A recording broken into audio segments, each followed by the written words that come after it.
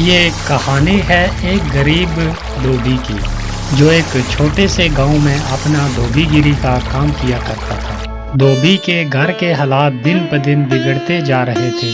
घर में जो भी राशन था वो भी खत्म होता जा रहा था। फिर ऐसे ही एक दिन धोबी ने अपनी पत्नी से कहा, अब मुझे और यहाँ नहीं रहना। यहाँ तो ना कोई कमाई हो पा रही है, ना कोई काम मिलता है। अरे पड़ोस का गांव बहुत बड़ा है, अब मैं वहां जाकर अपना धोबीगिरी का काम करूंगा। कुछ दिन घर से दूर रह लूंगा, कम से कम घर का खर्चा चलाने लायक कुछ कमाई तो हो जाएगी। क्यों जी, वहाँ के लोगों के कपड़े अभी तक किसी ने धोए नहीं क्या, कि आपको वहाँ जाकर ही धोबीगिरी करनी है?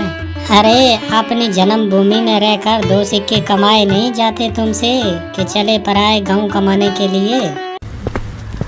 फिर अगले दिन सुबह चुपचाप धोबी अपने घर से निकला और दूसरे गांव की तरफ चल दिया। दोपहर होने तक वो पड़ोस के गांव में पहुंच गया। हारा थका जब धोबी वहां पड़ोस के गांव में पहुंचा तो वो हैरान रह गया ये देखकर कि उससे पहले ही वहां पर बहुत सारे धोबी हैं जो अपना काम काज कर रहे हैं। अरे यहाँ तो इतने सारे धोबी मुझसे पहले ही अपनी दुकान लगाए बैठे हैं। ऐसे मुझ अनजान धोबी के पास ग्राहक कैसे आएंगे? लगता है इस गांव से भी खाली हाथ ही लौटना पड़ेगा वापस। नहीं नहीं, खाली हाथ भी तो घर नहीं जा सकता, लेकिन क्या करूं? तभी फिर धोबी ने ग्राहकों को अपने पास बुलाने की एक तरकीब सोची। फिर उसने अपनी दुकान लगाई नदी के किनारे और वहाँ पर एक बड़ा सारा बोर्ड लगाया और बोर्ड पर बड़े बड़े शब्दों में लिख दिया, सबसे सस्ता धोबी। यहाँ हमारे कपड़े धोने के साथ साथ इस्त्री मुफ्त में की जाती है। और लोगों ने जब ये चीज़ देखी तो उन्हें कुछ नया देखने को मिला। अरे वाह, कपड़े धुलाई के साथ इस्त्री मुफ्त। अरे भाई ये लो, मेरे कपड़े ज़रा अच्छे तरीके से धो देना और साथ में अच्छी से इस्त्री भी कर देना। हाँ हाँ सेठ जी, अभी किए देता हूँ। फिर धोबी ने अच्छे तरीके से कपड़े धोकर इस्त्री करके सेठ को दे दिए। ये लीजिए, अब आपके कपड़े एकदम नए जैसे बन गए हैं। अरे भाई वाह, ये तो कमाल हो गया, सच में ये तो बिल्कुल नए जैसे लगते हैं। ऐसे ही फिर दूसरा ग्राहक आया, फिर तीसरा। उसने फिर बहुत मेहनत से काम किया। कुछ ही दिनों में उसने 5 सोने के सिक्के जमा कर लिए। आज तो मैंने बहुत सारे पैसे कमा लिए। यदि ऐसे ही काम काज चलता रहा तो मैं कुछ ही दिन में काफ़ी पैसे जमा कर लूँगा और एक घोड़ा खरीदूँगा। उनमें से 2 सोने के सिक्कों के बदले उसने एक व्यापारी से एक घोड़ा ले लिया और घर लौटने का फैसला किया। अगले दिन उसने अपना सारा सामान बांधा और घर के लिए निकल पड़ा। अपने रास्ते में उसे एक घने जंगल से गुजरना पड़ा, जहां पर उसने डाकुओं का एक झुंड देखा। हे भगवान, ये तो डकैत लगते हैं, ये तो मेरा सारा पैसा लूट लेंगे। मैं एक बार फिर से गरीब हो जाऊंगा। अब मैं क्या करूं? कुछ तो करना पड़ेगा। वो धोबी बहुत चतुर था, उसने हिम्मत नहीं हारी। फिर एक तरकीब सूझी। उसने एक सोने का सिक्का लिया और घोड़े के गले में बांध दिया। फिर आगे चल पड़ा और डाकुओं ने उसे पकड़ लिया। अरे ओ, जल्दी जल्दी अपना पैसा निकालो, फटाफट करो। देखो, मैं एक गरीब धोबी हूँ, इस घोड़े के सिवा मेरे पास कुछ नहीं है, कृपया मुझे जाने दो डाकू भाई। और जैसे ही ये बोला और घोड़े ने थोड़ी गर्दन हिलाई और वो सोने का सिक्का नीचे गिर गया। अच्छा मक्कार, झूठे इंसान, तेरी हिम्मत कैसे हुई हमसे झूठ बोलने की? अगर तेरे पास पैसे नहीं हैं तो ये सोना फिर कहाँ से आया? जल्दी बोल। रुकिए रुकिए भाई, मैं अभी आपको सब सच बताता हूँ। दरअसल ये घोड़ा सोना उत्पन्न करता है, इसी वजह से मुझे सारे पैसे मिलते हैं। ठीक है, ये घोड़ा तुझे हमें देना होगा, हम तभी तुम्हें यहाँ से जिंदा जाने देंगे।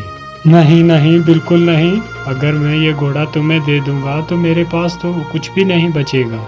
चलो, इसके बदले हम तुम्हें 50 सोने के सिक्के देंगे। हाँ ठीक है, चलो, एक बात का ध्यान रखना, के बारी बारी के साथ इस घोड़े को अपने पास रखना, वरना आखिर में तुम पैसे के लिए लड़ते ही रह जाओगे।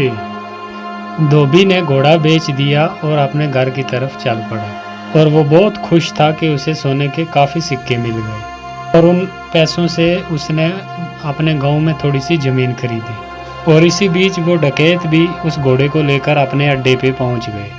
वहां डकैतों के सरदार ने अपने आदमियों से कहा, इस गिरोह के सरगना होने के नाते इस घोड़े को सबसे पहले मैं ही अपने पास रखूंगा। उन सब ने सरदार की बात मान ली और घोड़ा सरदार अपने साथ लेकर रात चला गया। अगली सुबह जब वो उठा तो उसने देखा कि उसके अस्तबल में कुछ भी नहीं था।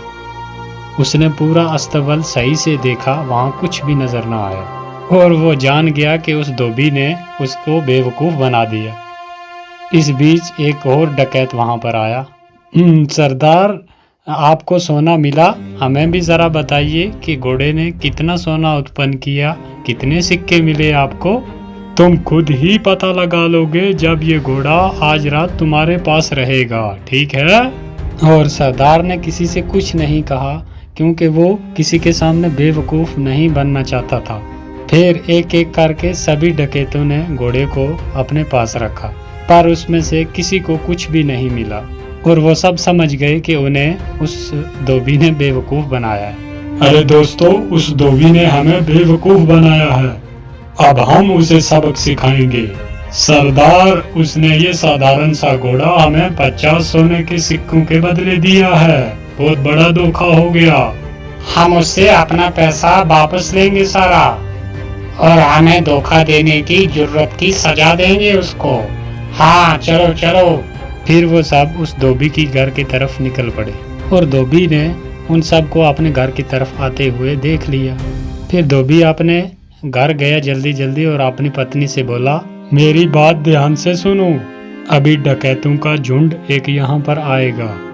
जब वो मेरे बारे में पूछे तो उनसे कहना कि मैं घर पे नहीं हूँ, खेतों में काम कर रहा हूँ। ये बोलकर वो अपने घर के पीछे छुप गया। कुछ देर के बाद वो डकैत वहां आ पहुंचे। वो धोबी कहाँ है? हम उससे बात करना चाहते हैं, जल्दी बुलाओ उसे। वो तो अपने खेत में गए हुए हैं काम करने के लिए। रुको, मैं अपनी बकरी को भेजती हूँ उन्हें बुलाने के लिए। शीली, जरा जाओ तो अपने मालिक को बुला कर लाओ, उसे बोलो कि घर पे कोई आया हुआ है, तुमसे बात करना चाहता है। ये सब क्या है? क्या सचमुच ये बकरी तुम्हारे पति को यहाँ ले आएगी?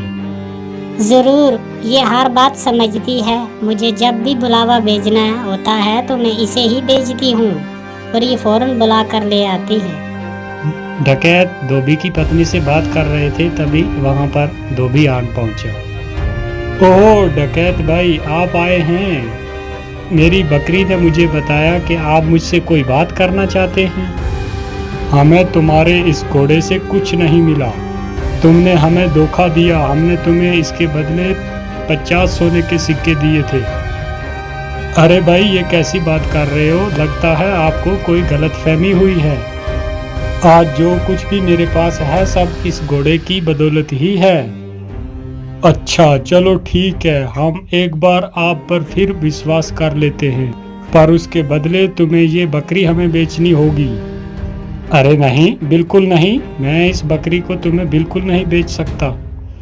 अरे चलो, हम तुम्हें इसके लिए 30 सोने के सिक्के देंगे। थोड़ा इनकार करने के बाद धोबी सहमत हो गया बकरी बेचने के लिए और वो लेकर जब उस बकरी को अपने अड्डे पर पहुंचे और उनके सरदार ने कहा कि कुछ दिन इस बकरी को सबसे पहले मैं ही अपने पास रखता हूँ, मुझे जब भी आप में से किसी की ज़रूरत पड़ेगी तो मैं इस बकरी को बेचकर बुला लूँगा। सरदार ने जब ये बात बोली तो सारे अपने अपने अड्डे पे चले गए और तभी वहाँ सरदार ने अपने बेटे को बुलाया।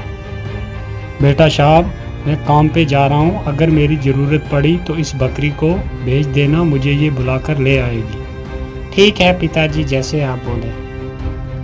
फिर कुछ देर बाद एक डकैत को अपने सरदार से कुछ काम आन पड़ा तो उसने बोला कि ज़रा सरदार को बुलाओ और लड़के ने उस बकरी को भेज दिया। और सरदार के बेटे ने उस बकरी को अपने पिता को बुलाने के लिए भेज दिया और वो बकरी वहाँ से निकली और बजाय सरदार के पास पहुँचने के सीधा धोबी के घर पे आ गई। जब सरदार घर वापस आया तो उसने देखा कि वहाँ पर बकरी तो है ही नहीं और वो ये बात जान गया कि बकरी जरूर अपने मालिक के पास गई होगी और वो फिर अकेला उस धोबी के घर गया। सुनो, क्या वो बकरी तुम्हारे पास आई हुई है? हाँ, वो यहाँ आई हुई है।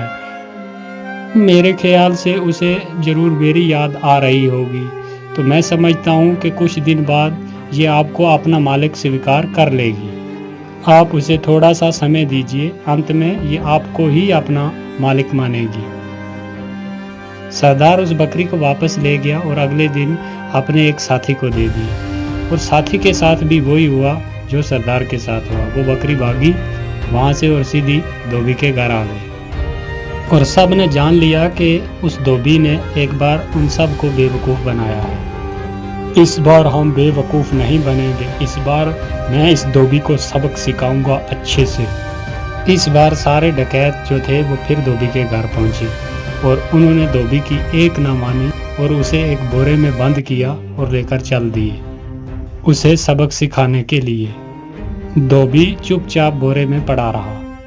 फिर वो एक जंगल से गुजर रहे थे तो उन्हें भूख प्यास बहुत लग गई। तो एक ने बोला, सरदार भूख बहुत लग गई है, तो मैं सोचता हूँ कि इस जंगल में से कुछ फल ढूंढकर खा लें, फिर चलते हैं। तो सरदार ने सुनकर भी उनकी बात और वो भी सहमत हो गया और वो बोरा एक जगह रखकर जंगल में फल ढूंढने के लिए चले गए। बकरी चराने वाला एक वहाँ से गुजर रहा था, तो जब उस धोबी के कानों में बकरियों की आवाज़ पड़ी तो उसने ज़ोर ज़ोर से चिल्लाना शुरू कर दिया, मैं ऐसा नहीं करूँगा, मैं ऐसा बिल्कुल नहीं करूँगा, छोड़ दो मुझे, छोड़ दो, जाने दो मुझे, जाने दो, मैं नहीं कर सकता। बकरी के मालिक ने उसकी आवाज़ सुनी और वो उसके पास आया और आकर बोला, अरे रुको रुको, कौन हो तुम और तुम क्या नहीं करोगे? किसने तुम्हें इस बोरे में डाला? भाई क्या बताऊं, ये मेरी शादी ज़बरदस्ती एक ज़मींदार की बेटी से करवाना चाहते हैं और मैं शादी बिल्कुल नहीं करना चाहता। क्यों भाई, तुम कोई पागल हो क्या? अगर तुम्हारी जगह मैं होता तो मैं यकीनन फौरन उस ज़मींदार की बेटी से शादी करता। अगर ऐसी बात है तो आओ, तुम्हें मैं इस बोरे में डाल देता हूँ और तुम जाकर उसकी लड़की से शादी कर लो। सचमुच? हाँ भाई, बिल्कुल सच। लेकिन पहले मुझे बाहर तो निकालो भाई। बकरियों के मालिक ने उसको बाहर निकाला और खुद उस बोरे में चला गया और धोबी ने उसे बांध दिया और उसकी बकरियों को लेकर वापस चला आया। वो डकैत वापस आए जब तो उन्होंने वो बोरा उठाया और लेकर चल दिए और जाकर एक नदी में फेंक दिया। नदी में फेंक कर वो वापस आ रहे थे, उन्होंने धोबी को बकरियों के साथ देखा और वो हैरान रह गए। अरे तुम यहाँ क्या कर रहे हो? यहाँ कैसे पहुँचे तुम? डकैत भाई, उस नदी के नीचे एक जादुई स्थान था और वहाँ पर बहुत सारा सोना है और मैंने थोड़ा सा उठाया और जिसकी कुछ ये बकरियाँ खरीदी और अपने घर जा रहा हूँ। अच्छा, अगर ये बात है तो चलो हमारे साथ और हमें वो तरीका बताओ सोना निकालने का। ठीक है डकैत भाई, जैसे आप बोलते हैं मैं चलने के लिए तैयार हूँ।